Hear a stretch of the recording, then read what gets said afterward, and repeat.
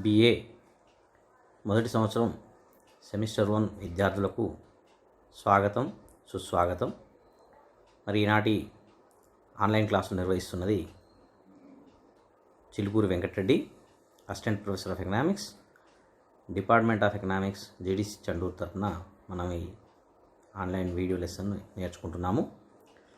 మనం semester 1 paper 1 unit 1లో వినియోగదారుని ప్రవర్తన, ఈ మొదటి యూనిట్ అనేది వినియోగదారుని ప్రవర్తన గురించి మనం నేర్చుకుంటున్నాం. నిన్నటి మొదటి క్లాస్లో వినియోగదారుని ప్రవర్తన తెలియజేసే ప్రయోజన విశ్లేషణ రకాలు, ప్రయోజన విశ్లేషణ అంటే ఏమిటి, ప్రయోజన విశ్లేషణ రకాలు ముఖ్యంగా రెండు రకాలుగా మనం నిన్న చర్చించడం జరిగింది. ఒకటి కార్డినల్ విశ్లేషణ, రెండవది ఆర్డినల్ విశ్లేషణ. కార్డినల్ విశ్లేషణలో మనము ప్రయోజనాన్ని సంఖ్యారూపంలో చెప్పవచ్చునని తెలుసుకోవడం జరిగింది. దానికి ఉదాహరణగా క్షీణోపాంత ప్రయోజన సిద్ధాంతం. మరి ఆర్డినల్ విశ్లేషణలో భాగంగా ప్రయోజనాన్ని రెండు వస్తువుల ప్రయోజనాలను పోల్చి చెప్పవచ్చునని చెప్పేది ఆర్డినల్ విశ్లేషణ.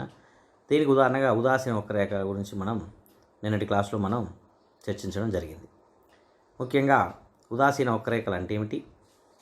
మరి ఉదాసీన వక్రరేఖలు అంటే సందిగ్ధ స్థితి, అవును అని కానీ కాదు అని కానీ సమాధానం చెప్పలేని స్థితి. అంటే రెండు వస్తువుల నుంచి వచ్చే ప్రయోజనము సమానంగా ఉన్నప్పుడు వివిధ సముదాయాలు సమాన సంతృప్తినిచ్చే సముదాయాల్లో ఏ సముదాయాన్ని ఎంపిక చేసుకోవడానికైనా ఉదాసీనంగా ఉంటాడు.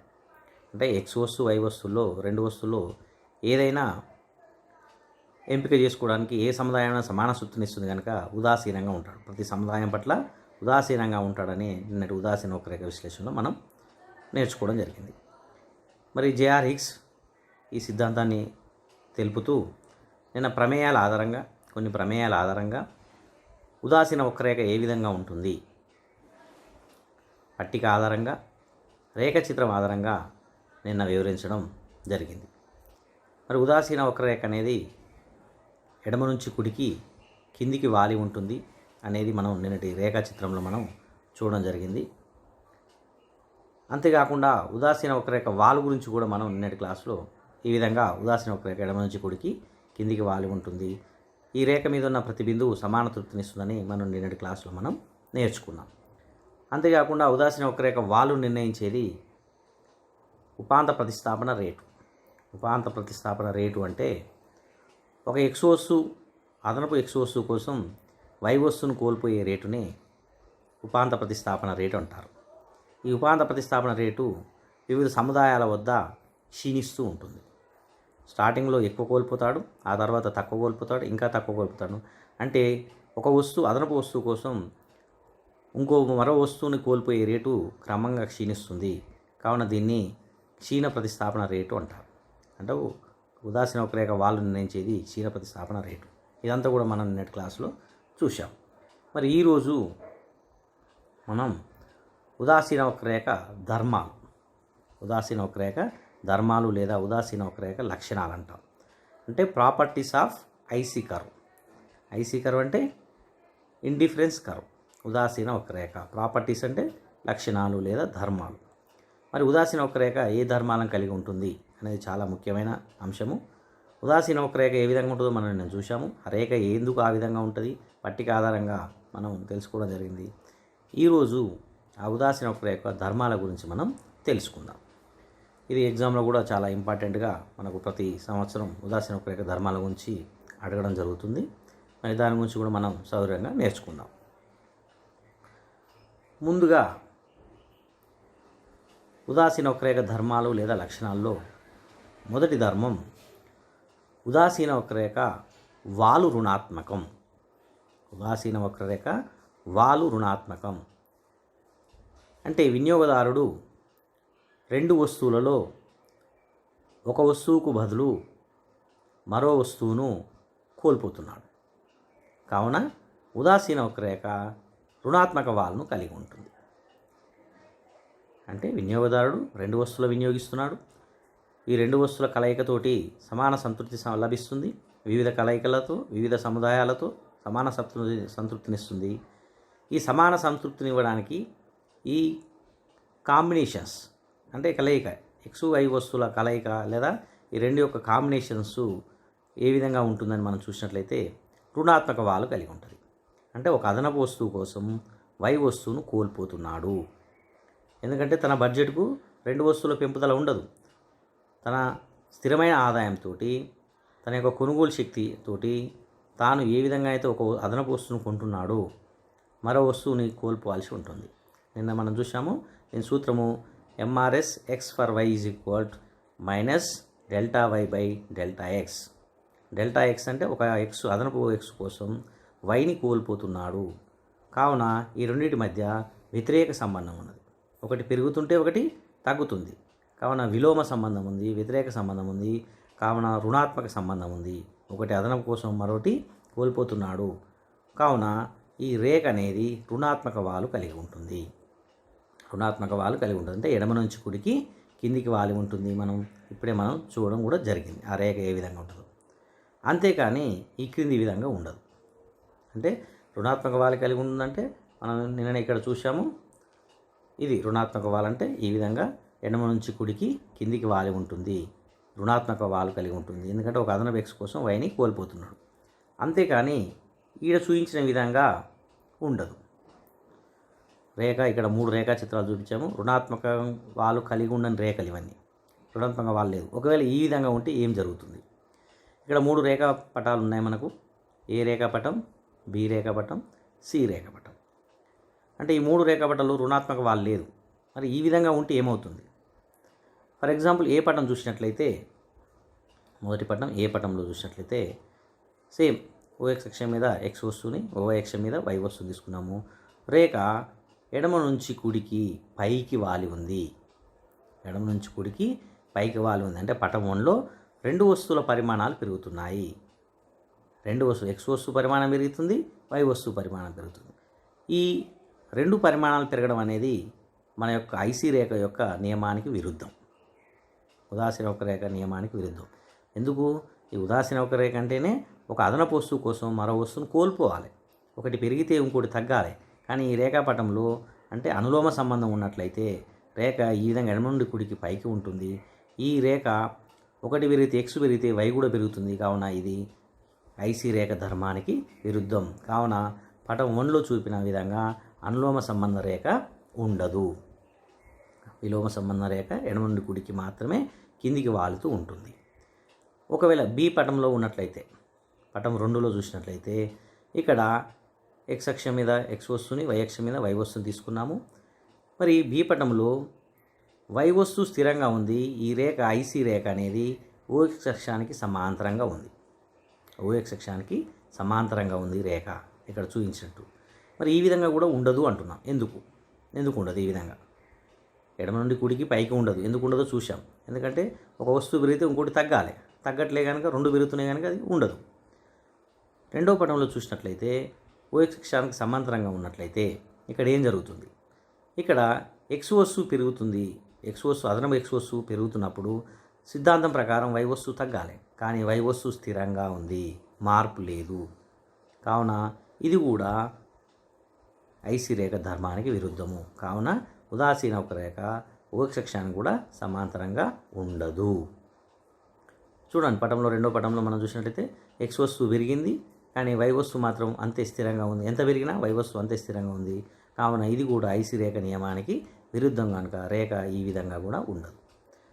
నెక్స్ట్ 3వ పటంలో చూద్దాం. పటం 3లో చూసినట్లయితే ఇక్కడ రేఖ వై అక్షానికి సమాంతరంగా ఉన్నది. ఇక్కడ రేఖ వై అక్షానికి సమాంతరంగా ఉంది ఐసీ రేఖ. అంటే ఇక్కడ కూడా ఓఎక్స్ అక్షం మీద ఎక్స్ వస్తువుని తీసుకున్నాం, ఓవై అక్షం మీద వై వస్తువుని తీసుకున్నాం. రేఖ ఓవై అక్షానికి సమాంతరంగా ఉంది. మరి ఇది కూడా ఉండదు, ఈ విధంగా కూడా ఉండదు. ఎందుకు ఉండదు? ఇక్కడ ఏం జరుగుతుందంటే వై వస్తువు పెరుగుతుంది, ఎక్స్ వస్తువు స్థిరంగా ఉంది. నిజానికి సిద్ధాంతం ప్రకారం ఏ వస్తువు అయినా ఒక వస్తువు పెరిగితే ఇంకో వస్తువు తగ్గాలి. కోల్పోయే rate MRS x for y కానీ delta minus delta y by delta x. అంటే ఈ విధంగా ఒక అదనపు వస్తువు కావాలంటే ఇంకో వస్తువును కోల్పోవాలి. కానీ ఇక్కడ సిద్ధాంతంగా వై వస్తువు అదనంగా పొందుతున్నాడు కానీ ఎక్స్ వస్తువును కోల్పోవట్లేదు, స్థిరంగా ఉన్నది. కావున రేఖ ఈ విధంగా కూడా ఉండదు. అంటే పటం 3లో వై వస్తువు పెరిగితే ఎక్స్ వస్తువు స్థిరంగా ఉన్నది. కావున ఇది కూడా ఐసీ రేఖ నియమానికి విరుద్ధము. కావున ఇప్పుడు మొదటి నియమం ప్రకారం ఉదాసీన వక్రరేఖ రుణాత్మక వాలును మాత్రమే కలిగి ఉంది. అంటే ఎడమ నుండి కుడికి మాత్రమే కిందికి వాలి ఉంటుంది, అంతే తప్ప ఎడమ నుండి కుడికి పైకి ఉండదు. ఓఎక్స్ అక్షానికి స్థిరంగా సమానంగా ఉండదు, ఓవై అక్షానికి కూడా సమానంగా ఉండదు. ఉంటే ఏమవుతుందో మనం చూసాం. అంటే ఈ విధంగా ఉంటే ఐసి రేఖ నియమానకు విరుద్ధము.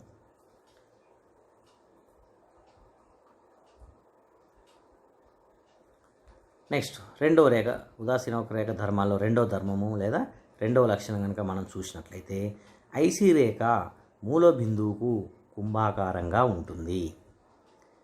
ఐసి రేఖ ఎడమ నుంచి కుడికి కిందికి వాలి ఉంటుంది, ఒక నియమం. ఇప్పుడు నియమం ఏంటంటే ఈ ఎడమ నుంచి కుడికి కిందికి వాలుతూ మూల బిందువుకు అంటే ఓ బిందువుకు కుంభాకారంగా ఉంటుంది. కుంభాకారంగా ఉంటుంది. మరి ఎందుకు ఉంటుంది? కుంభాకారంగా ఎందుకు ఉంటుంది అంటే ఒక వస్తువు బదులు మరో వస్తువును కోల్పోతున్నాడు. అంటే ఒక ఎక్స్ వస్తువు, అదనపు ఎక్స్ వస్తువు కోసము వై వస్తువును కోల్పోతున్నాడు. కావున ఉదాసీన వక్రరేఖ మూల బిందువుకు కుంభాకారంగా ఉంటుంది. ఈ కోల్పోయే రేటు కూడా క్రమంగా తగ్గుతూ ఉంటుంది. తగ్గుతుంటుంది. మనం నిన్న పట్టికలో చూసాం. ఏ సముదాయంలో ఒక అదనపు ఎక్స్ కోసం వై వస్తువులు 5 కోల్పోయాడు మొదట. ఆ తర్వాత రెండో ఎక్స్ కోసము వై వస్తువులు 4 కోల్పోయాడు. తర్వాత మరొక సముదాయం సి సముదాయంలో ఒక అదనపు ఎక్స్ కోసము వై వస్తువులు 3 కోల్పోయాడు. అంటే కోల్పోతున్నాడు, కానీ కోల్పోయే క్రమం అనేది స్థిరంగా లేదు, క్రమంగా తగ్గుతుంది. 5 కోల్పోయాడు, 4 కోల్పోయాడు, 3 కోల్పోయాడు. అంటే ఈ కోల్పోయే రేటు క్షీణిస్తుంది. కావున మనకు ఉపాంత ప్రతిస్థాపన రేటు క్షీణిస్తుంది. కావున ఈ రేఖ ఐసి రేఖ అనేది మూల బిందువుకు కుంభాకారంగా ఉంటుంది.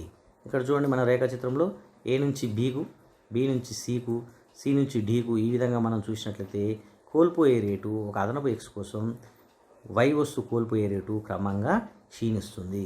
ఈ క్షీణిస్తుంది కనుక రేఖ ఐసి రేఖ మూల బిందువుకు కుంభాకారంగా ఉంది.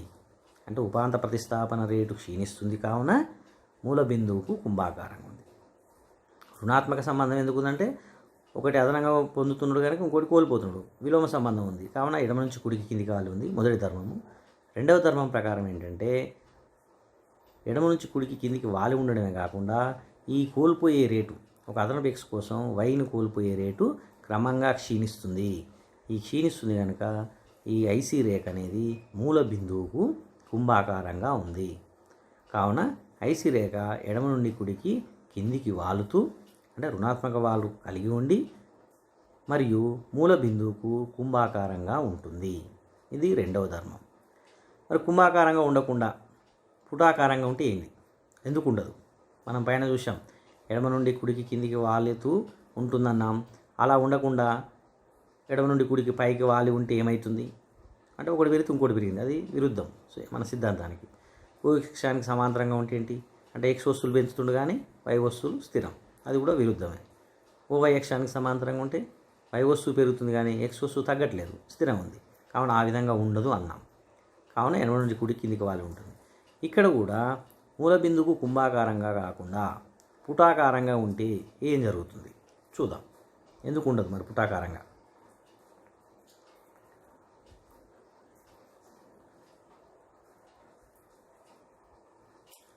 ఐసి రేఖ మూల బిందువుకు కుంభాకారంగా ఉంటుంది. మరియు అలా కాకుండా ఉదాసీన వక్రరేఖ పుటాకారంగా ఉండదు అంటున్నాం. ఎందుకు ఉండదు? ఉంటే ఏం జరుగుతుంది? ఇక్కడ చూడండి, ఓఎక్స్ అక్షం మీద ఎక్స్ వస్తువుని తీసుకున్నాం, ఓవై అక్షం మీద వై వస్తువుని తీసుకున్నాం. ఐసి రేఖని ఉదాసీన వక్రరేఖని పుటాకారంగా గీశాం.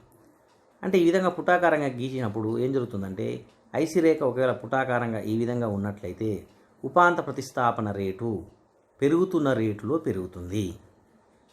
నిజానికి ఉపాంత ప్రతిస్థాపన రేటు తగ్గుతున్న రేటులో తగ్గాలి. కుంభాకారంగా ఉన్నప్పుడు ఆ విధంగా ఉన్నది, కానీ ఇక్కడ పుటాకారంగా ఉంటే పెరుగుతున్న రేటులో పెరుగుతుంది. ఇది విరుద్ధము. ఇది కూడా ఈ విధంగా ఉండదు. కావున ఐసి రేఖ ఉదాసీన వక్రరేఖ కేవలం కుంభాకారంగా మాత్రమే ఉంటుంది, పుటాకారంగా ఉండదు. ఎందుకు ఉండదంటే ఒకవేళ పుటాకారంగా ఉన్నట్లయితే ఏమవుతుంది? సిద్ధాంతానికి విరుద్ధం. ఒక అదనపు ఎక్స్ కోసం వై వస్తువుని ఇంకెక్కువ తీసుకుంటున్నాడు. అంటే ఆ బడ్జెట్లో అంతకంటే ఎక్కువ కాంబినేషన్ రాదు. కావున పెరుగుతున్న రేట్లో పెరుగుతుంది కనుక అది సిద్ధాంతానికి విరుద్ధం. ఒక అదనపు ఎక్స్ కోసం వై వస్తువుని కోల్పోవాలి. కోల్పోయే రేటు కూడా క్షీణించాలి. అది ఈ విధంగా ఉంటేనే కుంభాకారంగా ఉంటుంది.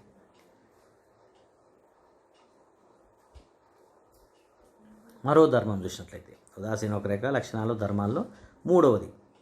ఇప్పటికి 2 చూసాం. ఒకటి, రేఖ ఎడమ నుండి కుడికి రుణాత్మక వాలు కలిగి ఉంటుంది ఐసి రేఖ. రెండవది, ఐసి రేఖ మూల బిందువుకు కుంభాకారంగా ఉంటుంది, రెండవ లక్షణం. మూడో లక్షణం చూసినట్లయితే ఉదాసీన వక్రరేఖ పటంపై ఎన్ని ఉదాసీన వక్రరేఖలైనా ఉండవచ్చును. అంటే ఒకే రేఖా పటంపై ఎన్ని ఉదాసీన వక్రరేఖలు ఐసి రేఖలైనా ఉండవచ్చును. ఒక ఉదాసీన వక్రరేఖకు పైన ఉన్న రేఖలు ఎక్కువ సంతృప్తిని తెలియజేస్తాయి, ఆ రేఖకు కింద ఉన్న రేఖలు తక్కువ సంతృప్తిని తెలియజేస్తాయి. అంటే ఇక్కడ మనం పటంలో చూస్తున్నాము, ఓఎక్స్ అక్షం మీద ఎక్స్ వస్తువు, ఓవై అక్షం మీద వై వస్తువుని తీసుకున్నాం. ఇక్కడ 3 రేఖలు గీసాం, 3 ఉదాసీన వక్రరేఖలు గీసాం. మొదటిది ఐసి, మధ్యగా ఉన్నది గీసాం, మధ్య రేఖ ఐసి రేఖ. పైన ఉన్నది ఐసి రేఖకు పైన ఉన్నది ఐసి1 రేఖ అని పేరు పెట్టాం, ఐసి రేఖ కింద ఉన్నది ఐసి2 రేఖ అని పేరు పెట్టాం. అంటే ఇక్కడ ఉదాసీన వక్రరేఖ ధర్మాల ప్రకారం ఒక రేఖ మీద ఒక పటం పైన, ఇది ఒక పటం, ఈ పటంలో ఎన్ని ఉదాసీన వక్రరేఖలైనా ఉండవచ్చును. ఇక్కడ 3 ఉదాసీన వక్రరేఖలు గీసాం మనం. మరి మధ్యస్థంగా ఉన్న ఐసి రేఖకు పైన ఉన్న రేఖ ఎక్కువ సంతృప్తిని తెలియస్తుంది. ఫర్ ఎగ్జాంపుల్ ఐసి రేఖ మీద ఉన్న ప్రతి బిందువు 100 తృప్తిని ఇస్తుంది అనుకున్నాం. ప్రతి బిందువు కూడా 100 సమాన, ఆ రేఖ మీద ఏ బిందువు అయినా సమాన తృప్తి ఇస్తుంది కనుక 100 ఇస్తుంది అనుకుందాం ఐసి రేఖను. అంటే 100 తృప్తినిచ్చే రేఖ ఐసి రేఖ అయితే ఐసి1 రేఖ 100 కంటే ఎక్కువ 200 తృప్తినిస్తుంది. అంటే ఐసి రేఖ మీద ప్రతి బిందువు మళ్ళీ సమాన తృప్తి ఇస్తుంది కనుక ప్రతి బిందువు కూడా 200 తృప్తినిస్తుంది. అంటే ఐసి రేఖ కంటే పైన ఉన్న రేఖ ఎక్కువ తృప్తిని తెలియజేస్తుంది. ఒకవేళ ఐసి రేఖకు కింద ఉందనుకున్నాం, కింద ఐసి2 రేఖ గీసాం. ఈ ఐసి2 రేఖ మధ్యది 100 అనుకున్నప్పుడు ఇది 100 కంటే తక్కువ. అంటే ఈ ఐసి2 రేఖ మీద ఉన్న ప్రతి బిందువు 50 సంతృప్తి తెలియజేస్తుంది అనుకుంటాం. అంటే ఏదైనా సరే ఒక రేఖా పటంపై ఉదాసీన వక్రరేఖ పటంపై ఎన్ని ఉదాసీన వక్రరేఖలైనా ఉండవచ్చును. అంతేకాకుండా ఏదైనా ఒక రేఖకు పైనున్న ఉదాసీన వక్రరేఖ ఎక్కువ సంతృప్తిని తెలియజేసే రేఖ, మనం అనుకున్న రేఖకు కిందున్న రేఖ దానికంటే తక్కువ సంతృప్తిని తెలియజేసే రేఖగా మనం గుర్తించాలి. ఇది 3వ లక్షణం.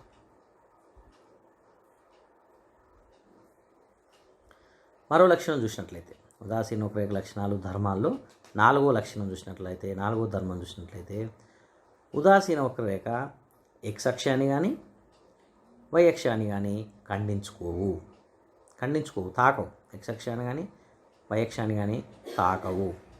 తాకితే ఏమవుతుంది? ఎందుకు తాకవు అంటున్నాం? తాకకూడదు. ఉదాసీన వక్రరేఖలు ఎంతసేపు ఎక్స్ అక్షాన్ని కానీ వై అక్షాన్ని కానీ ఖండించుకోవు, స్పర్శించదు. ఒకవేళ స్పర్శించినట్లయితే, తాకినట్లయితే ఏం జరుగుతుంది? ఎందుకు తాకమంటున్నాము మనం చూసినట్లయితే, ఒకవేళ ఉదాసీన వక్రరేఖ ఎక్స్ అక్షాన్ని తాకితే, ఇక్కడ చూడండి కింది రేఖ మనకు ఇక్కడ పటం మనం పరిశీలిస్తే తెలుస్తుంది. ఓఎక్స్ అక్షం మీద ఎక్స్ వస్తువుని తీసుకున్నాము, ఓవై అక్షం మీద వై వస్తువుని తీసుకున్నాము. ఇక్కడ 2 ఐసి రేఖలు గీసాము. మొదటి ఐసి రేఖ ఎక్స్ అక్షాన్ని బి బిందువు వద్ద ఖండించింది, ఇంకో ఐసి రేఖ వై అక్షాన్ని ఏ బిందువు వద్ద ఖండించింది. ఈ 2 ఒక రేఖ ఏమో ఎక్స్ అక్షాన్ని ఖండించింది, మరో రేఖ వై అక్షాన్ని ఖండించింది. ఈ విధంగా ఖండించకూడదు అని అంటున్నాం. ఎందుకు? ఒకవేళ చూద్దాం. ఫస్ట్ బి బిందువు ఖండించే కాదు ఏం జరుగుతుందో చూద్దాం.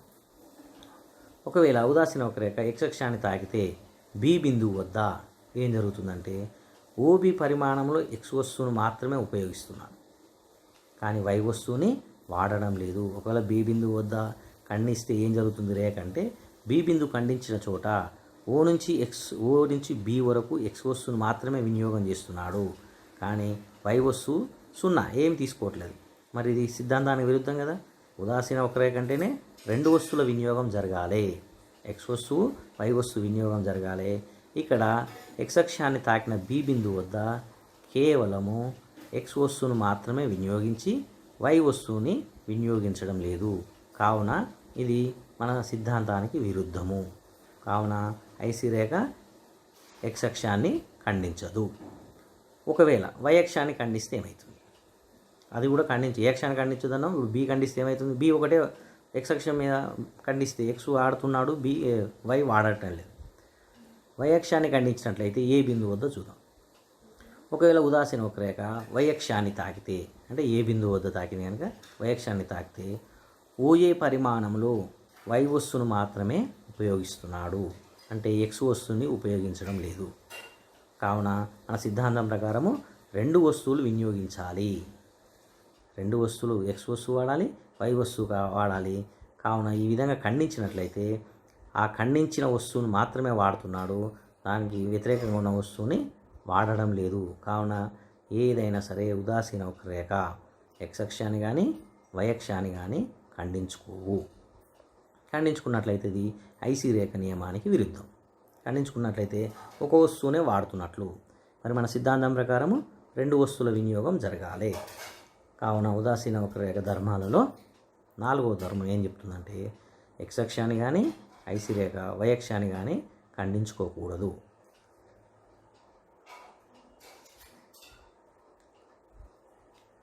మరొక ధర్మం చూద్దాం. ఉదాసీన వక్రరేఖ ధర్మాలలో 5వ ధర్మం, 5వ లక్షణం కనుక మనం చూసినట్లయితే ఉదాసీన వక్రరేఖలు పరస్పరం ఖండించుకోవు. ఎలాగేం చూసాం మనము, ఎక్స్ అక్షాన్ని కానీ తాకవు, ఖండించదు, వై అక్షాన్ని కానీ తాకదు అనేది ఆ ధర్మం. ఇక్కడ ఒకే రేఖ పటం మీద ఉన్న ఉదాసీన వక్రరేఖలు, ఒక రేఖ మీద ఎన్ని ఉదాసీన వక్రరేఖలు ఉండవచ్చు నియమం ప్రకారం, కానీ ఏ ఒక్క రేఖ కూడా ఖండించుకోవు, పరస్పరం ఖండించుకోవు. అంటే ఉదాసీన వక్రరేఖలు పరస్పరము ఖండించుకోవు. ఖండించుకుంటే ఏమవుతుంది, ఖండించుకుంటే ఏం జరుగుతుంది, ఎందుకు ఖండించుకోకూడదు అంటున్నాం.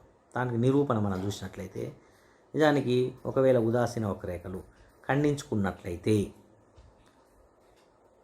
ఒకే రేఖపై ఉన్న బిందువులలో ఒకే బిందువు ఎక్కువ తృప్తిని, మరో బిందువు తక్కువ తృప్తిని తెలియజేస్తుంది. ఎందుకు ఖండించుకోకూడదంటే మనం రేఖా చిత్రం చూద్దాం. మనకు క్లియర్గా అర్థం కావాలంటే మనం రేఖాపటాన్ని పరిశీలిద్దాం. ఇక్కడ రేఖా చిత్రంలో ఓ అక్షం మీద ఎక్స్ అక్షాన్ని తీసుకుందాం, ఎక్స్ వస్తువు యాపిల్ పండ్లు అనుకుందాం. ఓ అక్షం మీద వై వస్తువుని తీసుకుందాం, బనానాలు అనుకుందాం. 2 వస్తువుల వినియోగం జరుగుతుంది. అదేవిధంగా ఇక్కడ 2 ఉదాసీన వక్రరేఖలు గీసాం. ఒకటి ఐసీ రేఖ, ఒకటి IC1 రేఖ. ఐసీ రేఖ, IC1 రేఖ, 2 రేఖలు గీసాం. ఈ 2 రేఖలు ఏ బిందువు వద్ద ఖండించుకున్నట్లు చూపించాం. ఈ 2 రేఖలు ఏ బిందువు వద్ద ఖండించుకున్నాయి. ఖండించుకోకూడదు. ఖండించుకుంటే ఏం జరుగుతుంది, ఏం ప్రమాదం ఉంది మనం పరిశీలించినట్లయితే ఏ బిందువు వద్ద ఖండించుకున్నాయి. ఈ ఖండించుకోవడం వల్ల ఏం జరుగుతుందో మనం చూద్దాం. ఇప్పుడు ఏ బిందువు, ఫర్ ఎగ్జాంపుల్ ఐసీ రేఖ అనుకుందాం. ఐసీ రేఖ మన నియమం ప్రకారం ఏంది, ఐసీ రేఖలు పైన ఉన్న ఐసీ రేఖలు ఎక్కువ తృప్తిని, కింద ఉన్న ఐసీ రేఖలు తక్కువ తృప్తిని తెలియజేస్తాయి. ఇది మన నియమం ప్రకారం ఇది. రెండోది, ఒక రేఖ మీద ఉన్న ప్రతి బిందువు సమాన తృప్తిని తెలియజేస్తుంది. ఒక రేఖ మీద ఉన్న ప్రతి బిందువు సమాన తృప్తిని తెలియజేస్తుంది. ఇక్కడ ఐసీ రేఖ మీద ఏ బిందువు ఉంది, సి బిందువు ఉంది. ఐసీ రేఖ మీద మనం 2 బిందువులు పెట్టాం. ఏ బిందువు పెట్టాము, సి బిందువు పెట్టాం. ఫర్ ఎగ్జాంపుల్ ఏ అనే బిందువు వద్ద 100 తృప్తి అనుకుంటే సి కూడా 100. ఏ 100, సి 100, అంటే a is equal to c. A is equal to c అవుతుంది, ఎందుకంటే అది 100, ఇది 100 కనుక. ఇప్పుడు ఏ 100 ఉంది కదా. నెక్స్ట్ ఇప్పుడు IC2 రేఖ చూద్దాం. ఐసీ రేఖ తర్వాత దానిపైన ఉన్నది బి బిందువు చూపించే రేఖ IC1 రేఖ. ఈ IC1 రేఖ కూడా మళ్ళీ ఈ ఏ అనేది ఉమ్మడి బిందువు అవుతుంది. IC1 మీద కూడా ఏ బిందువు, బి బిందువు. ఇప్పుడు సి 100 అయినప్పుడు బి 200 ఉంటుంది తృప్తి, ఎక్కువ తృప్తి, ఎందుకంటే పైన ఉంది రేఖ. బి అనేది 200 తృప్తి తెలియజేస్తుంది. సి 100 అయినప్పుడు బి 200. మరి బి 200 అయినప్పుడు ఏ ఎంత ఉండాలి, ఏ కూడా 200 ఉండాలి. కానీ ఈ సి అనేది ఇది కనుక 100 కనుక ఏ కూడా 100. కానీ ఇది బి ఉన్నప్పుడు బి 200 అయినప్పుడు ఏ కూడా 200 కావాలి. కానీ అది 100 అదే 200 అదే, ఎలా అవుతుంది, కాదు. అందుకే ఉదాసీన వక్రరేఖలు ఖండించుకున్నట్లయితే ఒకే రేఖ మీద ఉన్న బిందువులు, ఒక బిందువు ఎక్కువ తృప్తిని, మరో బిందువు తక్కువ తృప్తిని తెలియజేస్తుంది.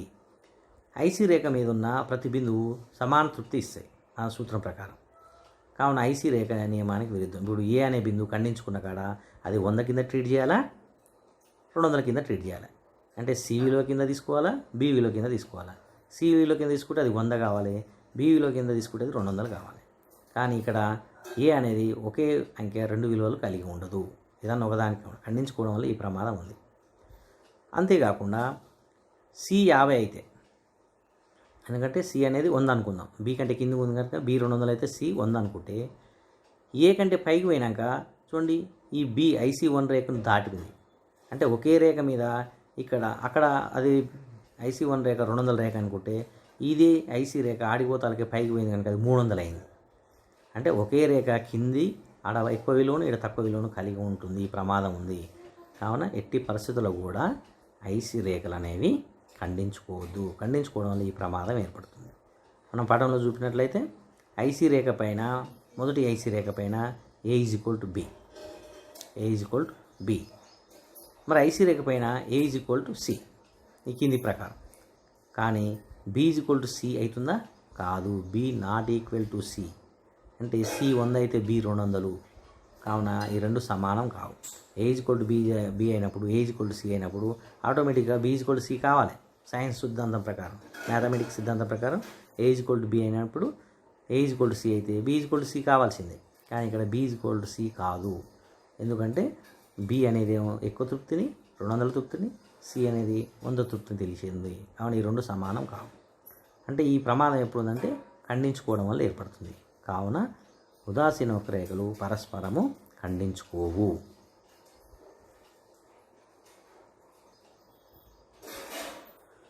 మరో లక్షణాన్ని చూసినట్లయితే, ఉదాసీన వక్రరేఖ ధర్మాలు, లక్షణాల్లో 6వ ధర్మం చూసినట్లయితే, ప్రత్యామ్నాయ వస్తువుల విషయంలో IC రేఖ సరళ రేఖగా ఉంటుంది.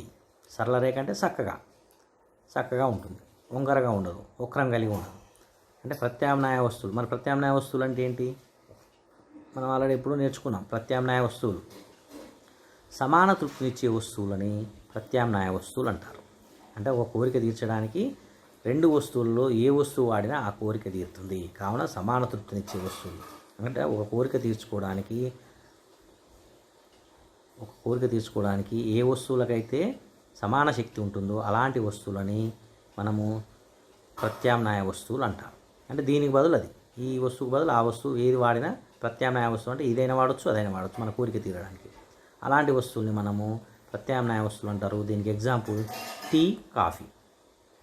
మనకు టీ తాగాలని ఉంది, టీ తాగినా కోరిక తీరుతుంది, కాఫీ తాగినా కోరిక తీరుతుంది. అంటే టీ, కాఫీలు ఈ రెండిట్లో ఏదో ఒకటి అని 2 తాగాం, ఏదైనా ఒకటే తాగుతాం. అంటే ఏ ఒక్కటి తాగినా మన కోరిక నెరవేరుతుంది, కోరిక తీరుతుంది. కనుక ఇలాంటి సమాన తృప్తినిచ్చే వస్తువులు, దీనికైనా అంతే తృప్తి ఇచ్చే శక్తి ఉంది, టీకైనా అంతే ఉంది, కాఫీకైనా అంతే ఉంది. కావున ఇలాంటి వస్తువులని ప్రత్యామ్నాయ వస్తువులు అంటారు.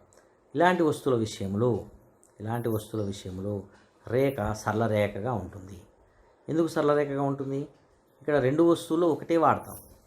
2 వస్తువుల్లో ఇదైనా వాడచ్చు, అదైనా వాడచ్చు. అంతే తప్ప ఇది పెంచుకొని అది తగ్గించుకోవడం అనేది జరగదు. కావున ఇక్కడ ఇలాంటి సందర్భంలో ఏ వస్తువు తీరుకున్నా, ఏ వస్తువు వాడినా మన కోరిక తీరుతుంది. కనుక ఇలాంటి విషయంలో రేఖ సరళ రేఖగా ఉంటుంది. అంటే ఉపాంత ప్రతిస్థాపన రేటు స్థిరము. ఒక X కావాలంటే ఒక Y 1 ఈక్వల్. ఒక X అదనంగా X కావాలంటే Y ఒకటే కోల్పోతాడు. మళ్ళీ ఒక X కావాలంటే Y ఒకటే కోల్పోతాడు. అంటే ఇక్కడ ఉపాంత ప్రతిస్థాపన అనేది క్షీణించదు, సమానంగా ఉంటుంది. ఎంతసేపు ఇది 1 కావాలంటే అది 1 వదులుకుంటే సరిపోతుంది. మళ్ళీ ఇది 1 కావాలంటే అది 1 వదులుకోవాలి, మళ్ళీ ఇది 1 కావాలంటే అది 1 వదులుకోవాలి. అంటే ఈ విధంగా 1:1 ఉంటుంది. ప్రతిసారి కూడా, ప్రతి సముదాయంలో, ప్రతి సందర్భంలో కూడా 1:1 ఉంటుంది. కావున రేఖ సరళ రేఖగా ఉంటుంది. ఈ వస్తువుల విషయంలో ప్రతిస్థాపన రేటు సమానంగా ఉంటుంది. కావున IC రేఖ సరళ రేఖగా ఉంటుంది. అంటే ఎడమ నుంచి కుడికి కిందికి వాలి ఉంటుంది, కానీ మూల బిందువుకు కుంభాకారంగా ఉండదు. ఏ సందర్భంలో? ప్రత్యామ్నాయ వస్తువుల విషయంలో. ప్రత్యామ్నాయ వస్తువులు అంటే టీ, కాఫీ అంటే సమాన తృప్తినిచ్చే వస్తువుల విషయంలో ఉదాసీన వక్రరేఖ ఈ విధంగానే ఉంటుంది. ఎడమ నుండి కుడికి కిందికి చక్కగా సరళ రేఖగా ఉంటుంది. ఎందుకు సరళ రేఖగా ఉంటుందంటే ఒక అదనపు X కోసం కోల్పోయే Y సమానము. ఎన్ని సందర్భాలైనా, ఏ సముదాయంలో అయినా ఒక X కావాలంటే ఒకటే Y కోల్పోతాడు, మళ్ళీ ఒక X కావాలంటే ఒక Y కోల్పోతాడు. అంతే తప్ప ఈ క్షీణించడం ఉండదు. అక్కడైతే ఏం జరగదు, వక్రరేఖ మొదటి సందర్భంలో 5 కోల్పోయాడు, తర్వాత 4 కోల్పోయాడు, తర్వాత 3 కోల్పోయాడు. అంటే కోల్పోయే రేటు తగ్గుతుంది, క్షీణిస్తుంది. ఉపాంత ప్రతిస్థాపన రేటు క్షీణిస్తుంది కనుక అక్కడ వక్రరేఖగా ఉన్నది. కానీ ప్రత్యామ్నాయ వస్తువుల విషయంలో మాత్రము ఇది సరళరేఖగా ఉంటుంది, చక్కగా ఉంటుంది. ఎందుకంటే ఒకదానికి బదులు ఒకటి సమానం. రెండు ప్రత్యామ్నాయ వస్తువులు, ఈ రెండిట్లో ఏదైనా వాడినా మనది కోరిక తీరుతుంది. రైట్. నెక్స్ట్ మరో లక్షణం చూసినట్లయితే ఉదాసీన వక్రరేఖ ధర్మాలు లక్షణాల్లో 7వ ధర్మం చూసినట్లయితే పూరక వస్తువుల విషయంలో ఐసీ రేఖ లేదా ఉదాసీన వక్రరేఖ క్యాపిటల్ ఎల్ ఆకారంలో ఉంటుంది. క్యాపిటల్ ఎల్ ఆకారంలో ఉంటుంది. అంటే ప్రత్యామ్నాయ వస్తువుల విషయంలో అయితేనేమో సరళరేఖగా ఉంది, పూరక వస్తువుల విషయంలో మాత్రం ఎల్ ఆకారం కలిగి ఉంటుంది. పూరక వస్తువులు అంటే ఏమిటి? అంటే ఏదైనా ఒక కోరిక తీరడానికి రెండు వస్తువులు పూరకం, అంటే రెండు వస్తువులు కలిస్తేనే కోరిక తీరుతుంది. ఒక వస్తువును వాడితే కోరిక తీరదు. ప్రత్యామ్నాయ వస్తువులు అయితే ఏ వస్తువు అయినా కోరిక తీరుతుంది. కానీ పూరక వస్తువుల విషయంలో మాత్రం రెండు వస్తువులు వాడితేనే కోరిక తీరుతుంది. అలాంటి వస్తువులని మనము పూరక వస్తువులు అంటారు. అంటే తృప్తి పొందడానికి, అంటే మన కోరిక తీరడానికి సహకరించే వస్తువులనే పూరక వస్తువులు అంటారు. సహకరించే వస్తువు అనే సమాన తృప్తినిచ్చే వస్తువు, ఇక్కడనేమో సహకరించే వస్తువు. సహకరించంటే ఆ రెండు కలిస్తేనే కోరిక తీరుతుంది. ఫర్ ఎగ్జాంపుల్ కారు పెట్రోలు రెండు కలిస్తేనే, కారులో పెట్రోల్ పోస్తేనే మన ప్రయాణం అనే కోరిక తీరుతుంది. అలా కాకుండా ఉత్త కారు ఉన్నా కోరిక తీరదు, ఒక పెట్రోల్ ఉన్నా కోరిక తీరదు. కారు ఉండాలి, పెట్రోల్ ఉండాలి. ఈ రెండు ఉంటేనే మన ప్రయాణం అనే కోరిక తీరుతుంది. అదేవిధంగా కుడి షూ ఎడమ షూ, అంటే కుడి చెప్పు ఎడమ చెప్పు రెండు ఉంటేనే మనం చెప్పులు వేసుకొని నడవగలుగుతాం. అంతే తప్ప ఒక చెప్పుతో మనం నడవలేం. అందుకే చెప్పులు కావాలంటే రెండు చెప్పులు కావాలి. అందుకే ఇలాంటి వస్తువుని మనం పూరక వస్తువులు అంటాం. అంటే కోరిక తీర్చడానికి రెండు వస్తువులు కలిస్తేనే కోరిక తీరితే అలాంటి వస్తువులను మనం పూరక వస్తువులు అంటాము. ఇలాంటి వస్తువుల విషయంలో ఉదాసీన వక్రరేఖ ఎల్ ఆకారం కలిగి ఉంటుంది. దీనికి ఎగ్జాంపుల్ కారు పెట్రోల్. మరి వినియోగదారుడు సంతృప్తి పొందాలంటే తప్పకుండా రెండు వస్తువులు కావాలి. కావున ఐసీ రేఖ ఎల్ ఆకారంలో ఉంటుంది. ఇక్కడ రేఖాపటంలో చూసాను చూడండి. OX అక్షం మీద X వస్తువుని తీసుకున్నాం, OY అక్షం మీద Y వస్తువుని తీసుకున్నాం. X వస్తువు, Y వస్తువు రెండు వస్తువులు వాడుతున్నాం. ఇక్కడ 3 ఉదాసీన వక్రరేఖలు గీసాం. ఈ 3 కూడా పూరక వస్తువుల ఉదాసీన వక్రరేఖలు కనుక ఇవి ఎల్ ఆకారంలో ఉంటాయి కనుక మొదటిది ఐసీ రేఖ ఎల్, IC1, IC2 అనే 3 రకాల ఉదాసీన వక్రరేఖలు గీసాం. ఇక్కడ X వస్తువు, Y వస్తువు ఎక్కడైతే కలుస్తాయో ఆ ఎల్ అనే బిందువు మూల ఉంది కదా, ఆ మూల కలిస్తేనే కోరిక తీరుతుంది. ఆ విధంగా రెండో రేఖలో కూడా రెండు కలిస్తేనే కోరిక తీరుతుంది. ఏ ఒకటి ఉన్నా, ఏ ఒక X వస్తున్నా, ఏ ఒక Y వస్తున్నా మన కోరిక నెరవేరదు. కావున ఈ రెండు కలవాలి కనుక ఈ వస్తువుల విషయంలో, అంటే పూరక వస్తువుల విషయంలో ఉదాసీన వక్రరేఖ ఎల్ ఆకారం కలిగి ఉంటుంది. ఇక్కడ కూడా 3 రేఖలు గీసాం. దీని కూడా మధ్య రేఖకు పైన ఉన్న రేఖ అయితే ఎక్కువ తృప్తి తెలియస్తుంది, కింద ఉన్న రేఖ అయితే తక్కువ తృప్తి తెలియస్తుంది. ఉదాసీన వక్రరేఖలు అనేది ఒక పటం మీద ఎన్ని రేఖలైనా ఉండొచ్చు. ఈ రేఖల్లో ఒక రేఖకు పైన ఉన్న రేఖలు ఎక్కువ సంతృప్తిని, క్రింద ఉన్న రేఖలు తక్కువ సంతృప్తిని తెలియస్తాయి. కావున ఎల్ ఆకారంలో ఉన్న మామూలు మూల బిందువు కుంభాకారంలో ఉన్న ఒక రేఖగా ఉన్నా కానీ ఇవి మాత్రం సమాన లక్షణాలు కలిగి ఉంటాయి. కావున పూరక వస్తువుల విషయంలో ఐసీ రేఖ ఎల్ ఆకారాన్ని కలిగి ఉంటుంది. అంటే ఈ రెండు సందర్భాలు తప్ప, రెండు సందర్భాలు అంటే ఒకటి ప్రత్యామ్నాయ వస్తువుల విషయంలో, పూరక వస్తువుల విషయంలో తప్ప మిగతా సందర్భాలలో ఎప్పుడు కూడా ఉదాసీన వక్రరేఖ ఎడమ నుండి కుడికి కిందికి వక్రంగా వాలుతూ మూల బిందువుకు కుంభాకారాన్ని కలిగి ఉంటుంది. ఈ రెండు విషయాలు అంటే ప్రత్యామ్నాయ వస్తువుల విషయంలో మాత్రం ఎడమ నుండి కుడికి కిందికి సరళ రేఖగా ఉంటుంది, చక్కగా ఉంటుంది. మరి పూరక వస్తువుల విషయంలో మాత్రం ఐసీ రేఖ ఎల్ ఆకారాన్ని కలిగి ఉంటుంది. ఇది ఉదాసీన వక్రరేఖ ధర్మాలు. మనము 7 రకాల ధర్మాలు ఉన్నట్లుగా మనం చూస్తున్నాం. మళ్ళీ ఒకసారి మనం రివిజన్గా చూసినట్లయితే ఈరోజు మనం నేర్చుకున్న అంశాలు: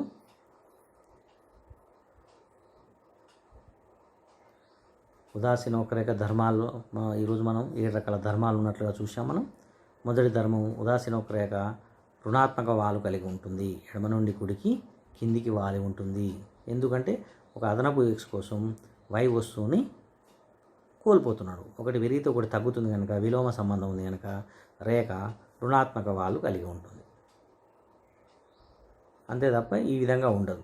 ఈ విధంగా అంటే ఎడమ నుండి కుడికి పైకి వాలి ఉండదు, ఓఎక్స్ అక్షానికి సమాంతరంగా ఉండదు, ఓవై అక్షానికి సమాంతరంగా ఉండదు. రెండవ ధర్మం మనం చూసినట్లయితే ఐసి రేఖ మూల బిందువుకు కుంభాకారంగా ఉంటుంది. ఎందుకు కుంభాకారం అంటే ఉపాంత ప్రతిస్థాపన రేటు క్షీణిస్తుంది. ఒక అదనపు ఎక్స్ కోసం వై వస్తువును కోల్పోయే రేటు తగ్గుతుంది, క్రమంగా క్షీణిస్తుంది. మొదట 5 తర్వాత 4 ఈ విధంగా తగ్గేది అనేది అంటే క్షీణించడం అనేది ఒకదానికి మొదటి ప్రతిస్థాపన అనేది తక్కువగా కోల్పోతున్నాడు, క్షీణిస్తుంది. కావున రేఖ మూల బిందువుకు కుంభాకారంగా ఉంటుంది. పుటాకారంగా ఉండదు. ఎందుకు పుటాకారంగా ఉండదంటే కోల్పోయే రేటు క్షీణించాలి, తగ్గుతున్న రేట్లో తగ్గాలి. కానీ ఇక్కడ పుటాకారంగా ఉంటే పెరుగుతున్న రేట్లో పెరుగుతుంది. కావున ఈ విధంగా ఉండడానికి వీలు లేదు. మరో ధర్మము ఉదాసీన వక్రరేఖ పైన ఎన్ని ఉదాసీన వక్రరేఖలైనా ఉండవచ్చు. ఒకే పట్నం పైన ఎన్ని రేఖలైనా ఉండవచ్చు. కానీ మనం అనుకున్న ఏదైనా ఒక అనుకున్న రేఖకు పైన ఉన్న రేఖలు ఎక్కువ తృప్తిని, ఆ రేఖకు కింద ఉన్న రేఖలు తక్కువ తృప్తిని తెలియజేస్తాయి. ఉదాసీన వక్రరేఖ ధర్మాల్లో మరొకటి, ఉదాసీన వక్రరేఖ ఎక్స్ అక్షాన్ని కానీ వై అక్షాన్ని కానీ ఖండించుకోవు. ఎందుకు ఖండించుకున్నట్లయితే ఏం జరుగుతుంది? ఫర్ ఎగ్జాంపుల్ ఎక్స్ అక్షాన్ని ఖండిస్తే, ఒక ఎక్స్ అక్షం ఖండిస్తే ఎక్స్ వస్తువు వాడుతున్నాడు, వై వస్తువు వాడడం లేదని అర్థం. ఒకవేళ వై వస్తువును ఖండిస్తే, వై అక్షాన్ని ఖండిస్తే కేవలం వై వస్తువును మాత్రమే వాడుతున్నాడు, ఎక్స్ వస్తువుని వినియోగించడం లేదు అని అర్థం. కావున ఈ సిద్ధాంతం ప్రకారం ఎక్స్ వై రెండు వస్తువులు వినియోగించాలి. ఏ ఒక్క వస్తువుని వినియోగిస్తే అది ఉదాసీన వక్రరేఖ కిందికి రాదు. కావున ఇవి ఎక్స్ అక్షాన్ని కానీ వై అక్షాన్ని కానీ ఖండించుకోవు. ఉదాసీన వక్రరేఖలు పరస్పరం ఖండించుకో, రేఖలు పరస్పరం ఖండించుకున్నట్లయితే ఏమవుతుంది? ఒకే రేఖ మీద దానికి పై ఉన్నది ఎక్కువ తృప్తిని, కింద ఉన్న తక్కువ తృప్తిని తెలుస్తుంది. కానీ ఈ రెండింటి యొక్క ఉమ్మడి బిందువు ఎక్కువనా తక్కువ అనేది తెలుసుకోవడానికి వీలుండదు. కావున A=B అయితే A=C అయినప్పుడు ఆటోమేటిక్గా B=C కావాలి. కానీ ఖండించుకోవడం వల్ల B=C అవుతుంది.